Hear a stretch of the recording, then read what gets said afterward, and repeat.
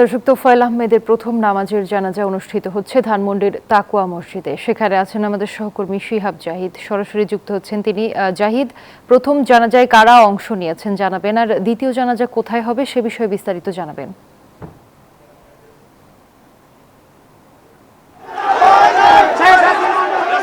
দেখুন, 3:30 নাগাদ যখন স্কয়ার হাসপাতালে তিনি শেষ নিঃশ্বাস ত্যাগ করেন, এরপরেই কিন্তু জানানো হয়েছিল যে তার সন্ধ্যার পরেই তাকওয়া মসজিদ, ধানমন্ডি যে তাকওয়া মসজিদ, সেই মসজিদে তার জানাজা অনুষ্ঠিত হবে এবং সেই টাইম অনুযায়ী কিন্তু সন্ধ্যা 7টার পরেই এই তাকওয়া মসজিদের ভেতরেই তার জানাজা অনুষ্ঠিত হয় এবং তার যারা গুণগ্রাহী রয়েছেন, তাদের রাজনৈতিক সহকর্মী যারা রয়েছেন, সবাই কিন্তু সেই জানাজায় অংশ নিয়েছিলেন এবং সেই অংশ নেওয়ার পরেই এখন যেটি দেখতে পাচ্ছেন সেটি হচ্ছে এই মসজিদ থেকে যারা বের হয়েছেন তারা বেরিয়ে বিভিন্ন ধরনের স্লোগান দিচ্ছেন। তার যে নেতার যে মৃত্যু হয়েছে সেটি তারা সরকারিভাবে তারা একটি দাবি তুলছেন যে সরকারিভাবে তার শেষকৃত্য যেন করা হয় এবং সংসদের যে কোনো একটি পাশে তাকে যেন সংসদের কোনো একটি পাশে যেন তাকে দাফন করা হয়, সেই দাবিও তোলেন। এবং আমরা কিছুক্ষণ পরে দেখতে পাই যে মসজিদের জানাজা শেষ হওয়ার ঠিক পরেই কিন্তু এখানে যারা রাজনৈতিক নেতাকর্মী রয়েছেন, তার সহকর্মী রয়েছেন, তারা কিন্তু এখানে জড়ো হয়েছেন এবং জড়ো হওয়ার পরেই কিন্তু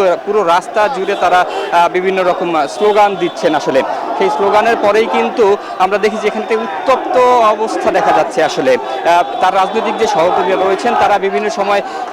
জাহিদ, আপনাকে ধন্যবাদ।